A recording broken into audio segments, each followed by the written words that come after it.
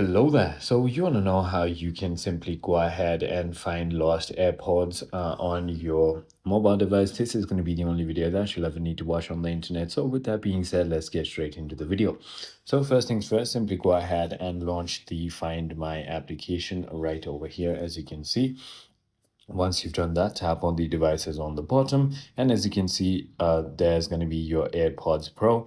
Right now my AirPods Pro are not open, so it's not going to go ahead and show any location, but you can simply go ahead and click on that to see their last known location. You can simply go ahead and click on it and click on directions, and then once you've done that, it is going to go ahead and happen. But if you have them nearby and you want to simply go ahead and find them, click on play sound, and then it's simply going to go ahead and try to connect to it and then play a sound. So it is as simple as that. I hope this video clarifies everything for you. If it did, hit that like button and I'll see you on the next one.